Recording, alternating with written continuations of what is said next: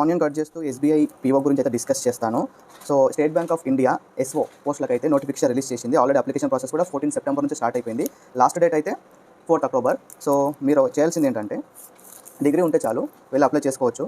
So deputy manager and assistant manager పోస్టులకు అయితే notification release చేశారు. సెలక్షన్ ప్రాసెస్ అయితే షార్ట్ లిస్ట్ చేస్తారు ఫస్ట్ ఎగ్జామ్ పెట్టి, దాని తర్వాత ఇంటర్వ్యూ ఉంటుంది. సాలరీ అయితే బ్యాంక్ ఎగ్జామ్ తెలుసు కదా, ఎస్ఓ పోస్ట్ అంటే మీకు స్టార్టింగ్ 70 or 80K స్టార్టింగ్ ఉంటుంది అన్ని కలిపి. ఓకేనా. చెన్నైలో ప్రాబ్లం ఏంటంటే ఫుడ్ సరిగా దొరకదు. ఒక 1 వీక్ తిన్నా ఇక్కడ హాస్టల్లో, ఫుడ్ పాయిజన్ అయి పడ్డా. ఇదంతా కాదు రాబాయ్ అని ఏదో మనకు వచ్చిన కుకింగ్ వేలో డైలీ సెల్ఫ్ కుక్ చేసుకుంటున్నాను.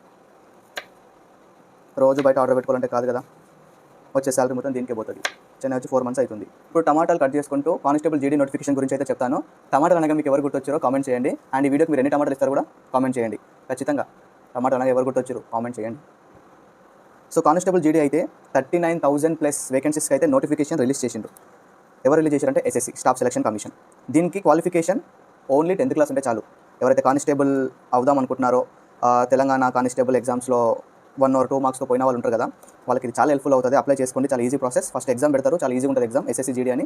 దాని తర్వాత ఫిజికల్ టెస్ట్ ఉంటుంది. ఆ ఫిజికల్ టెస్ట్ కూడా చాలా ఈజీగా ఉంటుంది. 25 minutesలో 5 kilometers ఉరకాలనుకుంటా.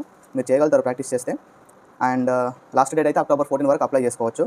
వెబ్సైట్ అయితే ఎస్ఎస్సి అని కామెంట్ చేయండి, నేను మీకు డైరెక్ట్ మెసేజ్ చేస్తాను. Don't miss this opportunity, go and apply.